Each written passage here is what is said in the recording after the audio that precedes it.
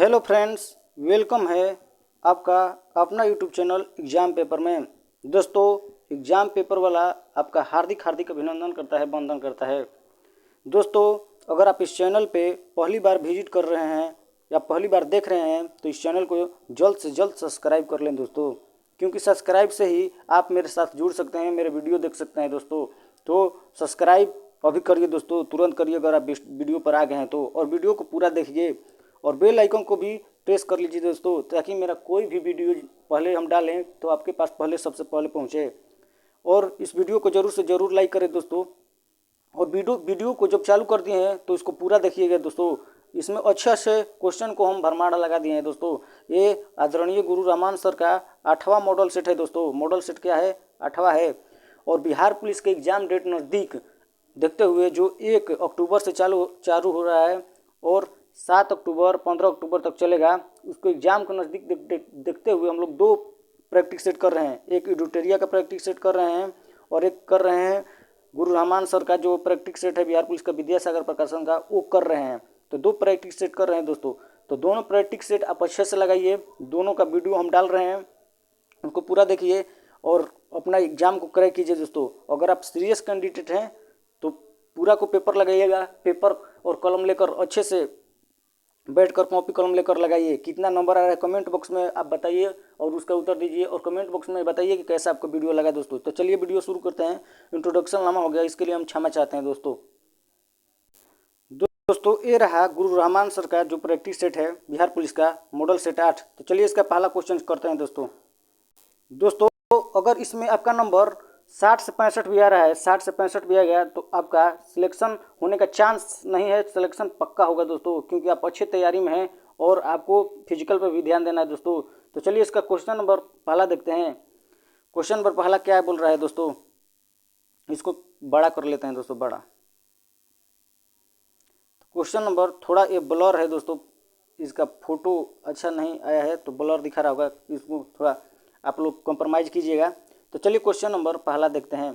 हवा महल का निर्माण किसने किया था? तो हवा महल का निर्माण किसने किया था दोस्तों? तो इसका आंसर सी होगा, महाराजा सवाई प्रताप सिंह। इनका जय प्रताप सिंह जो स्पीडी में दिया है, जय सिंह दिया है दोस्तों। हवा महल का निर्माण जय सिंह दिया है। और कब किए थे? तो 1799 में किए थे दोस्तों। हवा महल किन किन से बना है? तो बलुआ पत्थर से बना है, लाल और गुलाबी रंग के बलुआ पत्थर से बना है हवा महल दोस्तों। चलिए क्वेश्चन नंबर 2 देखते हैं। बीजापुर के सुल्तान मोहम्मद आदिल शाह की समाधि है, तो कहाँ है? तो गोल गुंबज में बीजापुर के सुल्तान मोहम्मद आदिल शाह की समाधि है दोस्तों।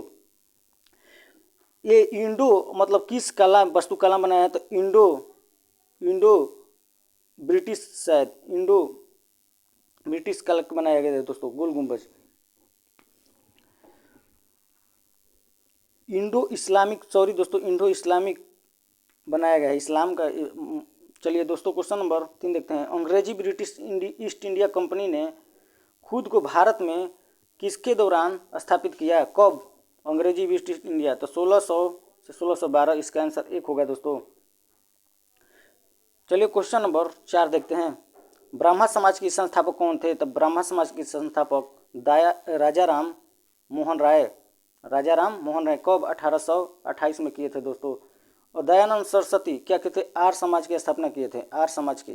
लोकमान्य तिलक केसरी और मराठा पत्रिका निकालते हैं, महात्मा गांधी जो निकालते हैं, हॉरिजन पत्रिका निकालते हैं, यंग इंडिया, ये सब निकालते हैं।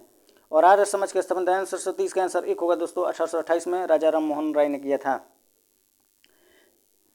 आर्य समाज की स्थापना कब हुआ था? तो 1875 में। चलिए क्वेश्चन नंबर 5 देखते हैं। अखिल भारतीय सेवाओं का जनक किसे माना जाता है? अखिल भारतीय सेवाओं का जनक, तो इसका आंसर 4 सरदार वल्लभ भाई पटेल को माना जाता है दोस्तों। अखिल भारतीय सेवाएं में कितने सेवाएं हैं अभी? तो 3 सेवाएं हैं। कौन कौन?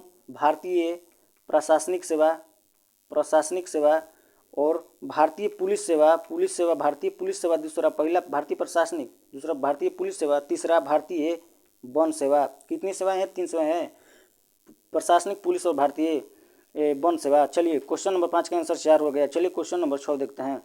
नई दिल्ली को देश की राजधानी कब बनाई गई थी? नई दिल्ली को, तो कब?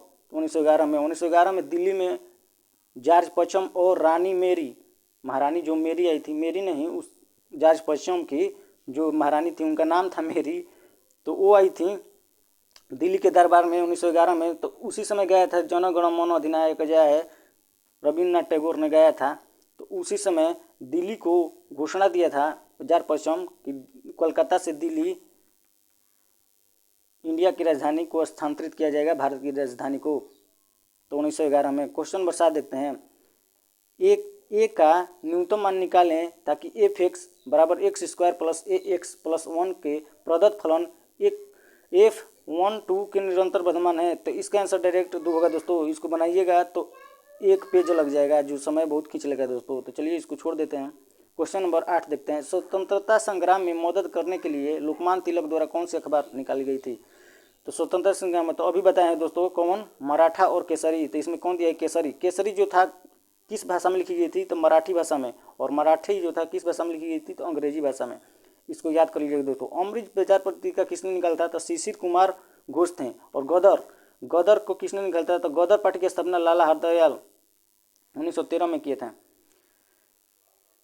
और हरिजन पत्रिका किसने निकाला था दोस्तों? तो हरिजन जो पत्रिका था महात्मा गांधी। वो हरिजन में 3 प्रकार का आता है। तो कौन कौन आता है दोस्तों वो भी बता देते हैं आपको हम। क्वेश्चन नंबर 8 ना हरिजन में तो एक आता है हरिजन हो गया, एक आता है हरिजन बंध पत्रिका आता है, एक हरिजन संघ आता है। तो ये तीन पत्रिका निकाल लेते हैं। गुजराती हिंदी में निकाले थे दोस्तों। चलिए क्वेश्चन नंबर 9 देखते हैं।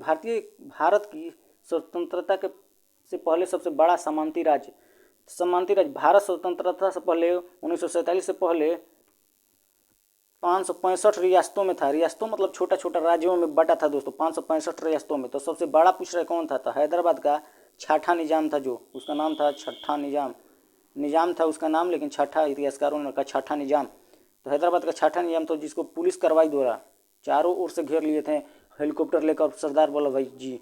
तो सरदार वल्लभ भाई पटेल जो थे चारों ओर से घेर लिए थे और पुलिस कार्रवाई द्वारा हैदराबाद को राज्य में मिला लिए थे भारत के संघ में।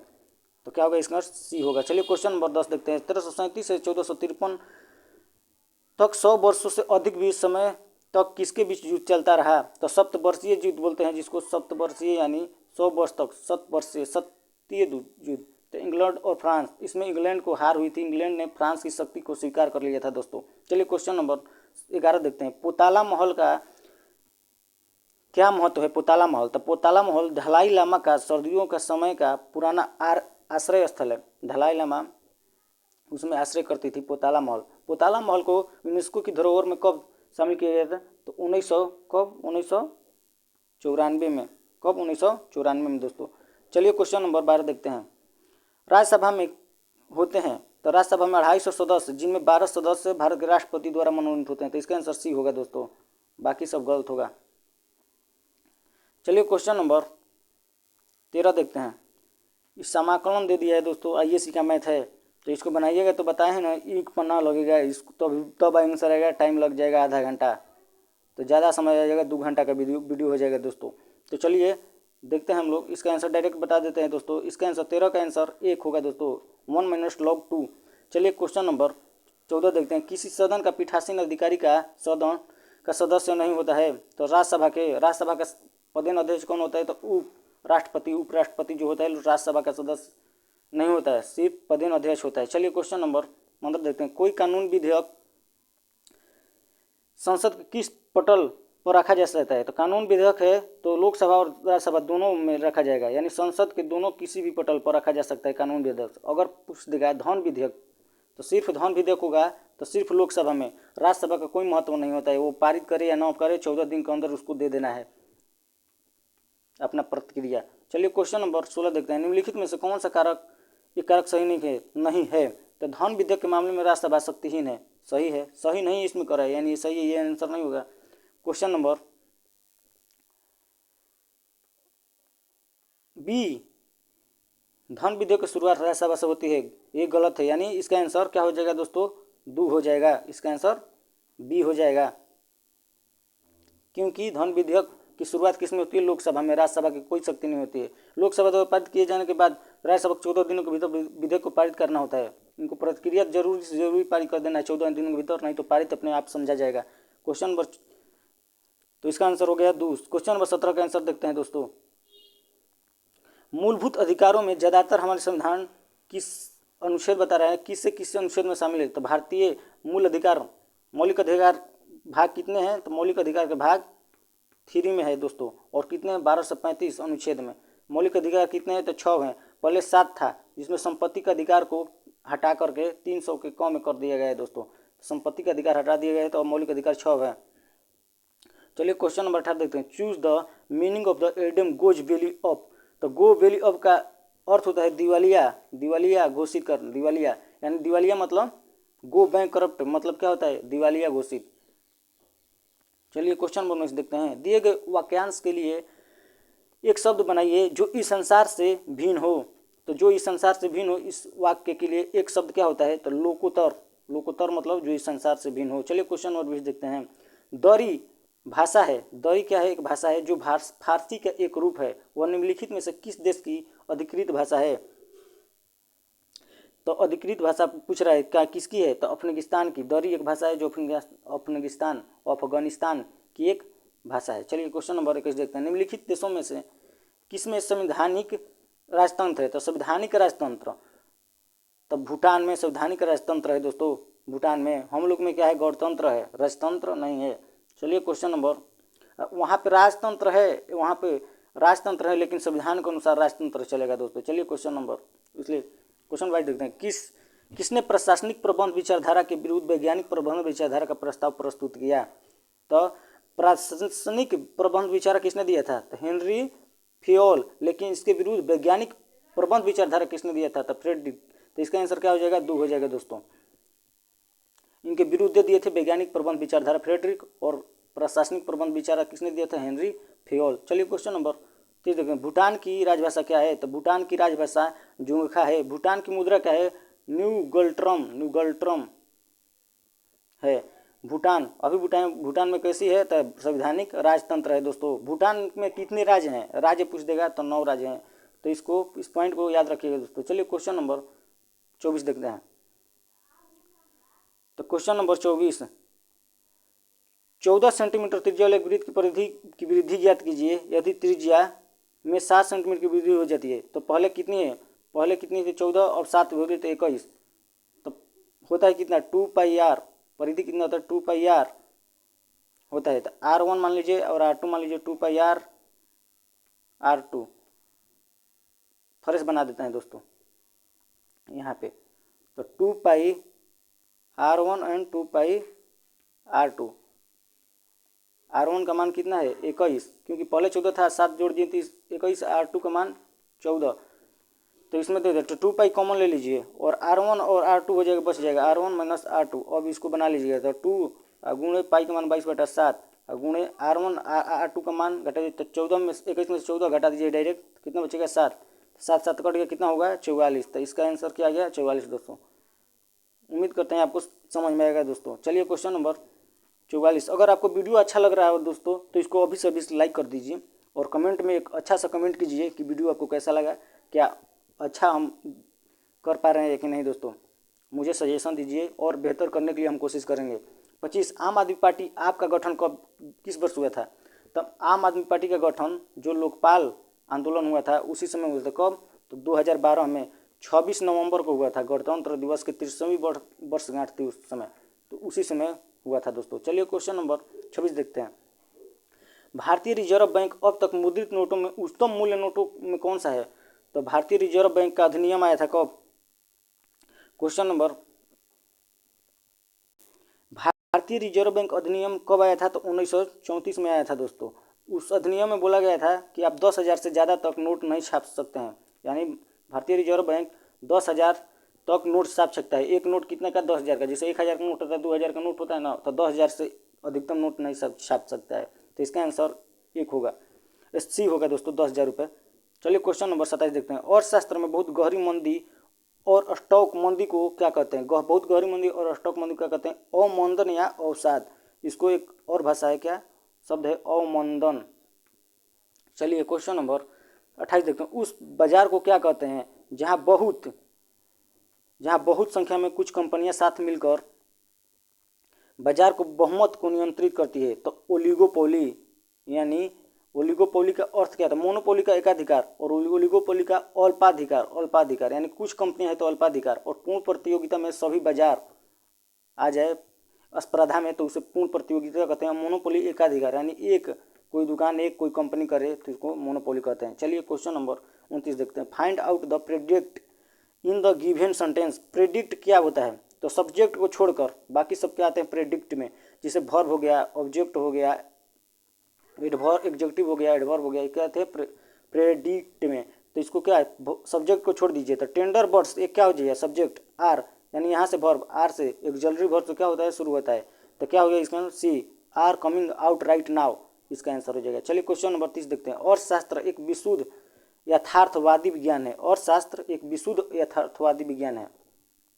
तो ये किसने कहा था? तो रॉबिन्स ने कहा था, रॉबिन्स।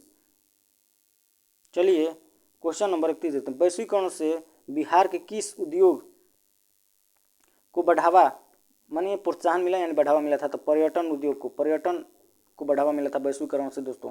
चलिए क्वेश्चन नंबर 32 देखते हैं। निर्गुण भक्ति के कवि नहीं है। निर्गुण भक्ति के कवि नहीं है, तो इसमें कौन है? इसका आंसर सी रामानुजाचार्य, जो सगुण भक्ति के कवि थे दोस्तों। भक्ति काल जब चला था भक्ति आंदोलन, तो इसको दो भागों में है, एक निर्गुण और एक सगुण। तो निर्गुण में आते हैं रविदास, कबीरदास, दादू, ये सब क्या आते हैं निर्गुण में, और सद्गुण में श्री रामानुजाचार्य। चलिए क्वेश्चन नंबर 33 नौ मलथुसियन सिद्धांत निम्नलिखित में से किससे संबंधित है? नौ मलथुसियन सिद्धांत, तो इसके संसाधन में कमी से। नौ मलथुसियन सिद्धांत किसने दिया था? Thomas Robert Malthus. तो माल्थस से याद करिए, माल्थस से माल्थुसियम, माल्थस से क्या हो जाएगा माल्थुसियम, तो याद कर लीजिए। क्वेश्चन नंबर 33 का आंसर सी। क्वेश्चन नंबर 34 देते हैं। गिफन निम्न स्तरीय तथा घटिया माल पर विचार करते समय हमें यह ज्ञात होता है कि घटिया माल गिफन माल भी अवश्य होगी। गलती है दोस्तों, हम यह ज्ञात करते हैं कि गिफन निम्न स्तरीय माल, मतलब हम कहते हैं कि सस्ता जो है वो क्या हो गया खराब माल हो गया, तो हम लोग यही सोचते हैं। तो इसका आंसर 2 होगा, यानी गिफन माल निम्न स्तरीय माल घटिया भी आवश्यक है, यही सोचते हैं। इसका आंसर गिफन निम्न स्तरीय का नियम क्यों दिया था? तो गिफन ने दिया था, इसलिए इसका नाम गिफन पड़ गया। चलिए क्वेश्चन नंबर 35 देखते हैं। घटिया वस्तु के लिए मांग गिरती है जब आय में बढ़ती है। घटिया वस्तु जो मतलब खराब वस्तु हैं, जब हम लोग गरीब हैं तो खराब वस्तु खरीद लेते हैं। जब लोग हम लोग अमीर हो जाते हैं, यानी पैसा कुछ आ जाता है, आर्थिक स्थिति अच्छी हो जाती है, तो हम लोग 5 स्टार खाना 5 स्टार में रहने लगते हैं। 5 स्टार सब चीज़ 5 स्टार में लगती है, यानी घटिया वस्तु की मांग गिर जाती है। लेकिन अगर कीमत में कोई कीमत मारा हो तो गलती होगा। अगर कीमत में बढ़ती है तो कीमत बढ़ेगी, अगर घटिया वस्तु तो अच्छे भी वस्तु की कीमत बढ़ेगी, तो भी इसका मांग कम नहीं होती है, थोड़ा इसको मांग की पूर्ति जरूर करते हैं हम लोग। तो इसमें क्या होगा आंसर? 35 का आंसर 2 होगा, आय बढ़ती है। तो चलिए क्वेश्चन नंबर 36। निम्नलिखित में से कौन से नए आर्थिक सुधार अंग नहीं है? निम्नलिखित में से कौन सा नए आर्थिक सुधार का अंग नहीं है? तो केंद्रीयकरण। नए आर्थिक सुधार के अंग है उदारीकरण, निजीकरण और वैश्वीकरण। भूमंडलीकरण दे दिया है दोस्तों, इसी में कन्फ्यूजन आपको हुआ होगा। वैश्वीकरण इसको बोला जाता है, भूमंडलीकरण को। तो इसमें आंसर 4 होगा। चलिए क्वेश्चन नंबर 37 देखते हैं। उत्पादन के कारक कितने होते हैं? तो उत्पादन के कारक 4 होते हैं। इसका आंसर उत्पादन के प्राथमिक कारक कितने होते हैं? प्राथमिक चार होते हैं। कौन कौन होते हैं? पूंजी होते हैं, दूसरा श्रम, तीसरा भूमि, और चौथा उद्यम वृत्ति। ये क्या है? पूंजी के 4 कारक हैं। एक 5वां कारक भी माना गया है, कौन? तो संगठन। संगठन 5वां कारक माना गया है, लेकिन इसमें 5 नहीं दिए तो 4 ही मारिए। चलिए क्वेश्चन नंबर, यानी इसका आंसर 2। चलिए क्वेश्चन नंबर 38 देखते हैं। Choose the similar word meaning of the two. रिडोंट, रिडोंट मीन्स क्या होता है? रिडोंट मीन्स क्या होता है? तो एक्स्ट्रा। इसका आंसर क्या हो जाएगा? एक्स्ट्रा।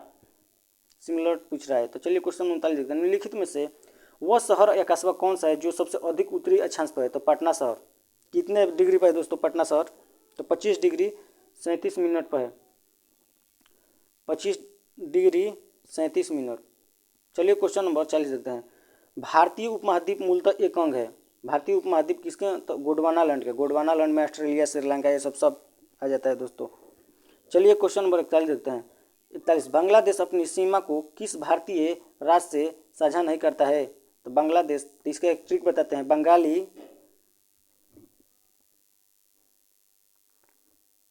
इसका एक ट्रिक बताते हैं दोस्तों। बंगाली आप मेरे मित्र हैं, बंगाली आप, पेन अच्छा नहीं चल रहा है दोस्तों, मेरे मित्र हैं, ख़राब हो गया है शायद, तो कंप्रोमाइज़ कीजिए, आप मेरे मित्र हैं। तो बंगाली से बांग्लादेश हो गया, आप से क्या हो गया असम, प से पश्चिम बंगाल, मे से मेघालय, र से कुछ नहीं, छोड़ दीजिए इसको, मी से मिजोरम, त से त्रिपुरा।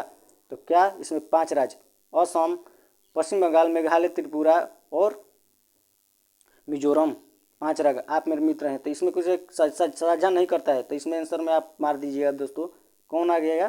तो इसका आंसर सी झारखंड। झारखंड को नहीं बताएं, असम, त्रिपुरा, मेघालय बताए हैं और मिजोरम बताए हैं और पश्चिम बंगाल बताएं। क्वेश्चन नंबर 42 देखते हैं। निम्नलिखित में से किस राज्य की भूमि भारत की पूर्वी और पश्चिमी तटों पर है? किस राज्य की? तो पांडिचेरी। इसका आंसर 1 होगा दोस्तों। चलिए क्वेश्चन नंबर 43 देखते हैं। झीलों के अध्ययन को क्या कहा जाता है? झीलों के अध्ययन तो लिम्नोलॉजी। पोमोलॉजी में फलों को, हाइड्रो में जल के अध्ययन किया जाता है, संयंता, वस्पता, क्वथनांक, इस सब पे अध्ययन किया जाता है, जल के बारे में हाइड्रोलॉजी। और टोपोलॉजी जो एक गणित के बारे में, ज्यामिति के बारे में बताता है, टोपोलॉजी। चलिए क्वेश्चन नंबर 44 देखते हैं।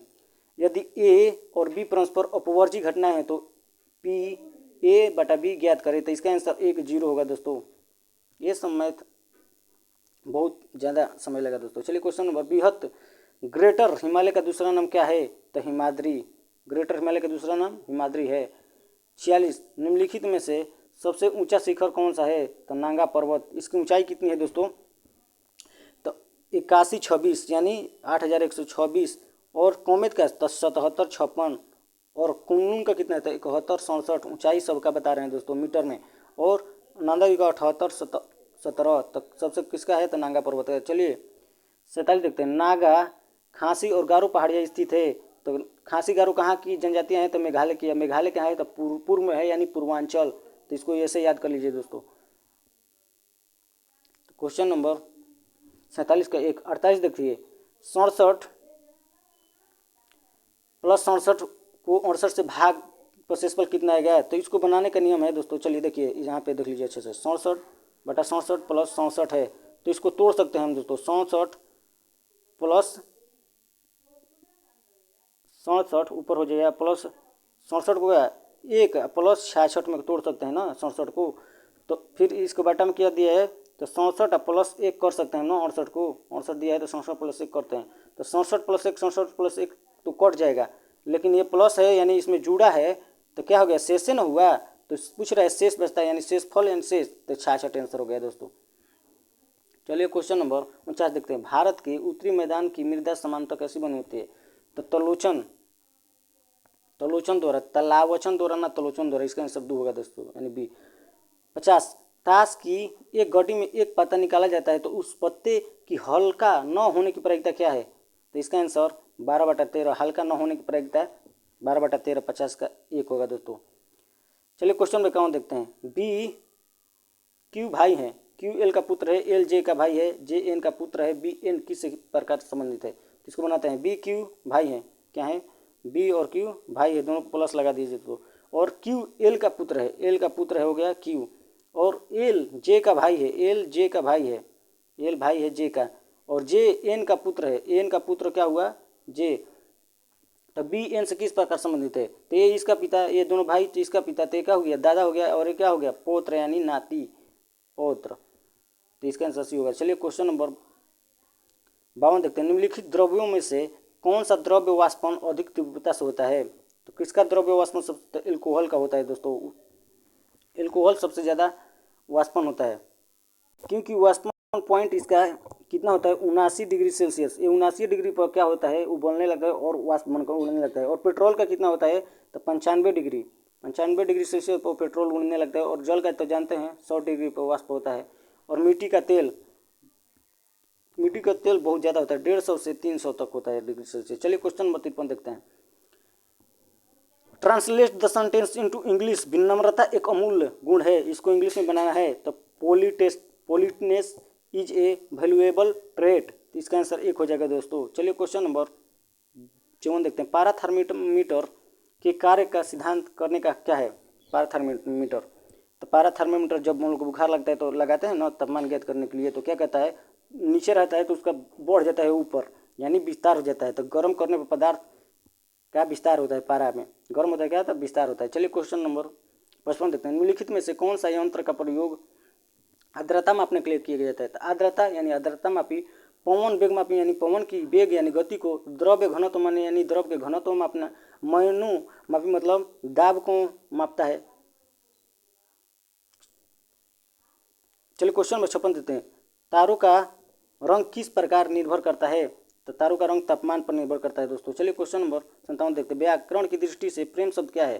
तो प्रेम शब्द घृणा, प्रेम, ये सब क्या हो गया, भाववाचक संज्ञा हो गया। बचपन, लड़कपन, ये सब भाववाचक संज्ञा हो गया दोस्तों। चलिए क्वेश्चन नंबर 58 देखते हैं।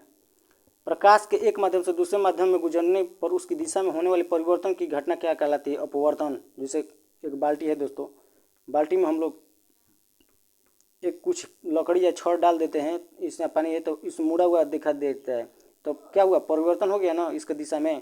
तो इसी को घटना क्या बोलते हैं, अपवर्तन होते हैं। एक माध्यम से दूसरे माध्यम में जाता है, यानी सरल माध्यम से विरल माध्यम में जाएगा तो क्या हो जाएगा, अपवर्तन। चलिए 59।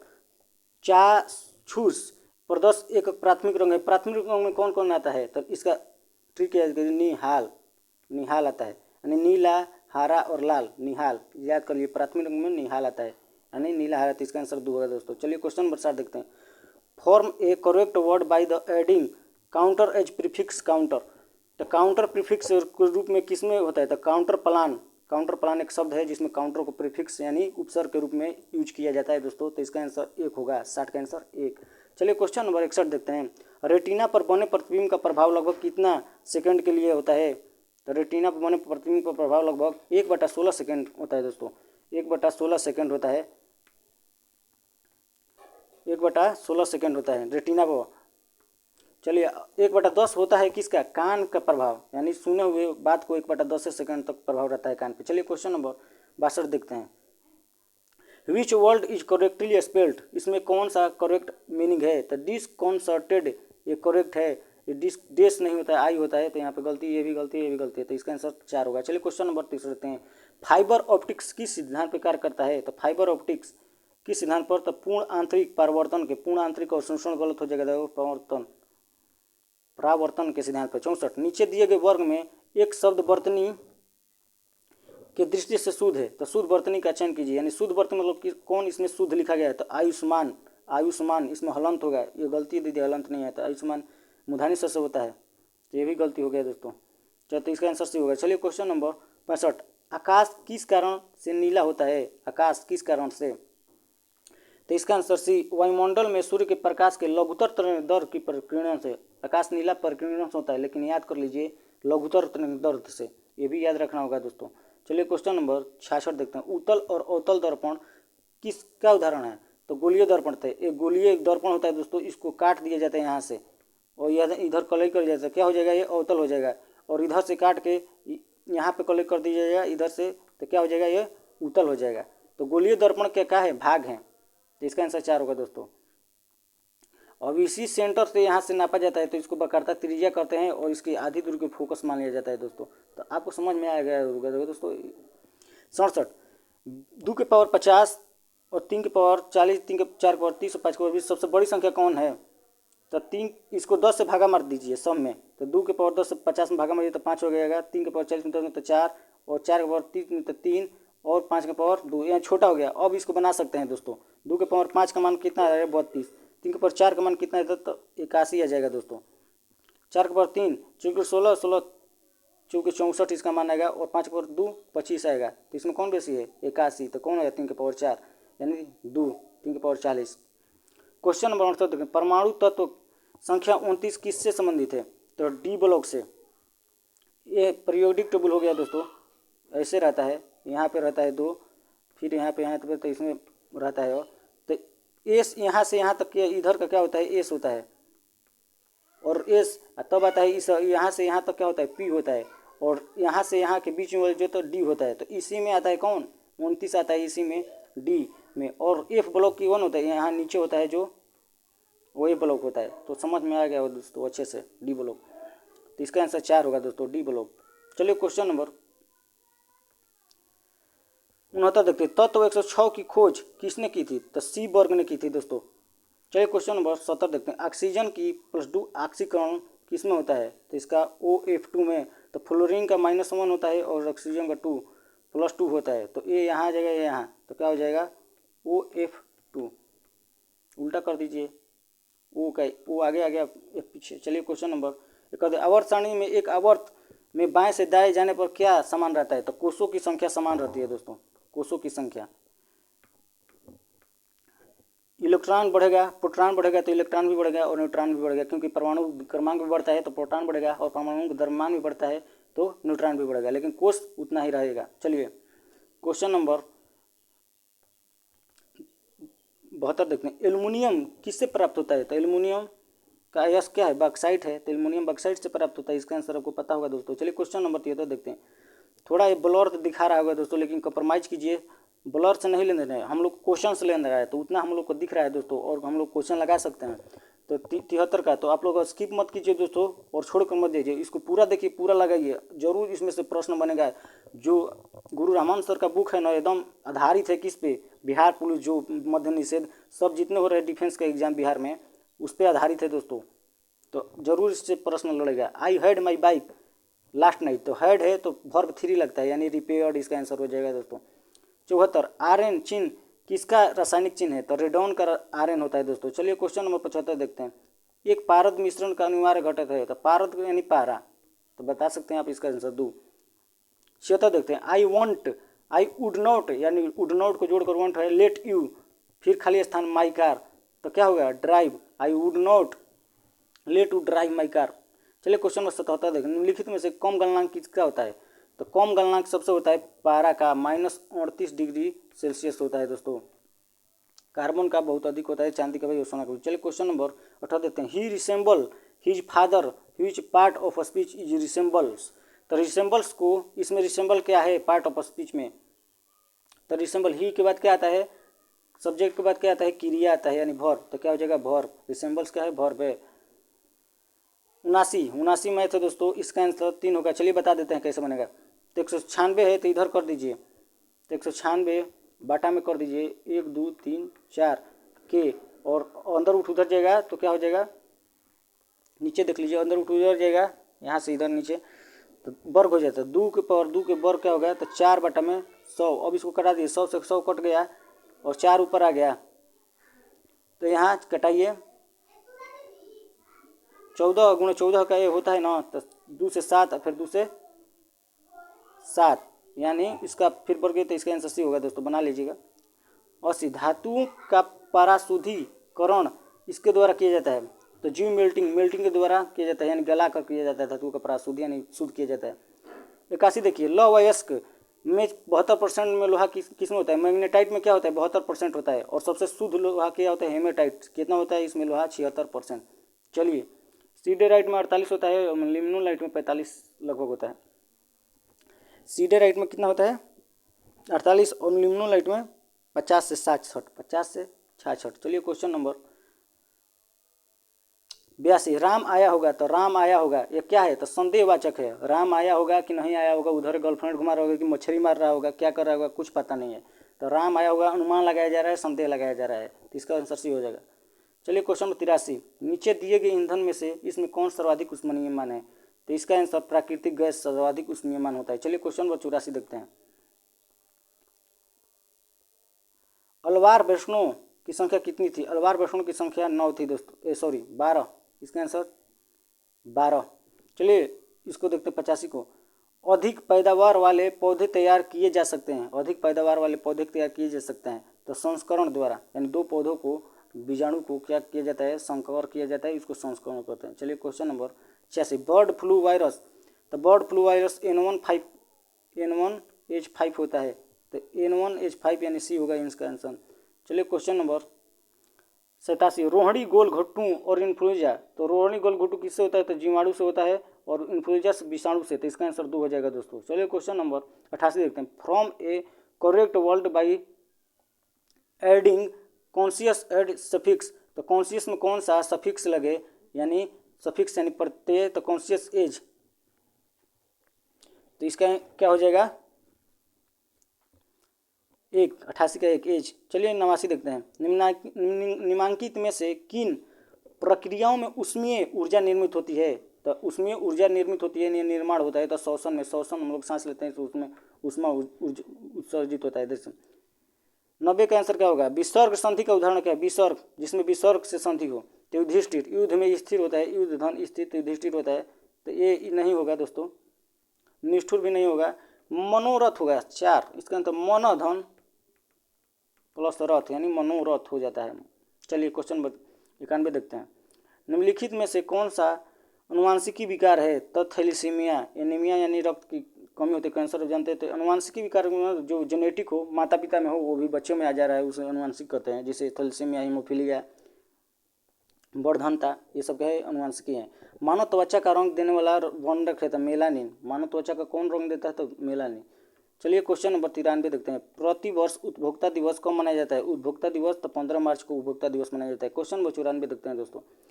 अम्ल में वृद्धि होने के कारण मांसपेशियों में ऐंठन जाता है। मांसपेशियों में ऐंठन किस अम्ल में वृद्धि होता है? लैक्टिक अम्ल कहाँ जम जाता है? मांसपेशियों में लैक्टिक अम्ल जम जाता है, इसलिए उसमें दर्द या ऐंठन आ जाती है दोस्तों। 95 रक्त में पाई जाने वाली धातु कौन सी है? तो कैल्शियम पाया जाता है दांतों में, हड्डियों में। जिंक नहीं पता, जिंक और लोहा पाया जाता है दोस्तों इसमें। हीमोग्लोबिन यानी लोहा में पाया जाता है रक्त में। चिकन पॉक्स निम्नलिखित में से किस में होती है? 96 क्वेश्चन नंबर। तो विषाणु से। चिकन पॉक्स किससे होती है? तो विषाणु से। किस वायरस से? तो वेरियोला वायरस से। वेरिसेला या वेरियोला उसका नाम होता है। जीव बीजपत्री पौधा कौन सा है? तो शकरकंद का बेल जीव बीजपत्री पौधा है। 97 का आंसर सी। 98 देखते हैं। तो 98 का आंसर डायरेक्ट बताते हैं दोस्तों आपको। 98 का आंसर क्या होता है? 98 का आंसर 1/2 इसका आंसर आ रहा है। 99 का आंसर बता रहे हैं दोस्तों। निम्नलिखित में से कौन सा जीव ब्रेड मोल्ड के रूप में भी जाने जाते हैं? तो इसमें कवक और ईस्ट को किया जाता है, लेकिन कवक का यहाँ नाम दे दिया है। राइजोपस क्या है? कवक है। तो ये इसका आंसर 1 होगा, ईस्ट नहीं होगा दोस्तों। जो मारा होगा उसका गलती होगा। Question number 100।